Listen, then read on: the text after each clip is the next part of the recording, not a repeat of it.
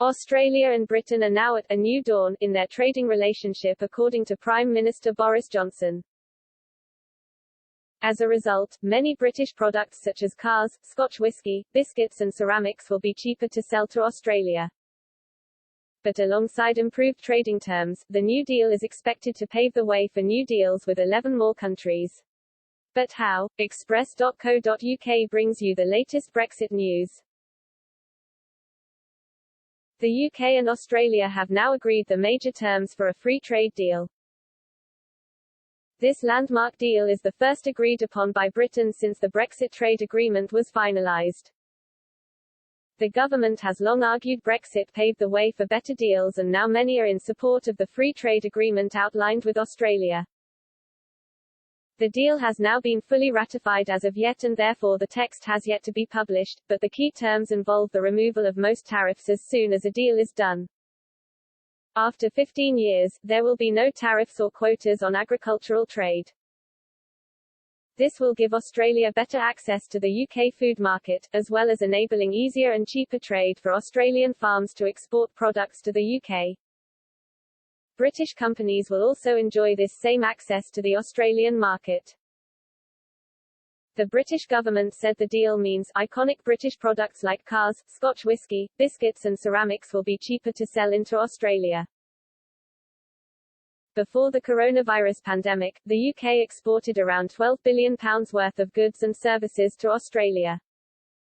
In the 1950s, around 12.5% of British exports went to Australia, but in the wake of the UK's deal with the EU this dropped.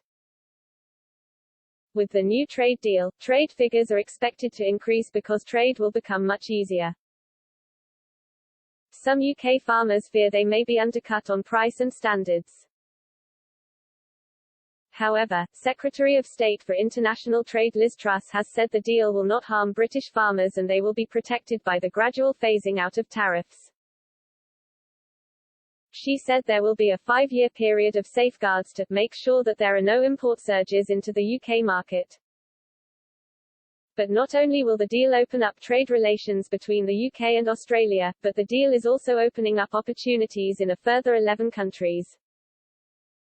Ms. Truss said the deal could be the key to unlocking future trade agreements elsewhere in the Comprehensive and Progressive Agreement for Trans-Pacific Partnership, CPTPP. She said, "This is the first UK trade deal struck from scratch since Brexit. It's not just important in itself, it's got opportunities within Australia. It's also about access to the wider Pacific market. We want to sign up to the Trans-Pacific Partnership, a market of 11 countries, 500 million people, and doing the Australia deal is a key part of that.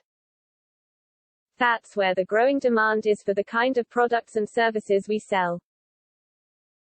The CPTPP consists of 11 countries including Japan, Canada, Mexico, Peru, Chile, Australia, New Zealand, Malaysia, Singapore, Vietnam, and Brunei.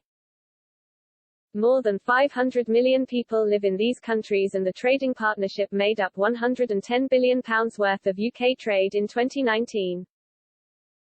The Australian trade deal was hailed as an important stepping stone to a deal with the CPTPP, according to one person close to negotiations.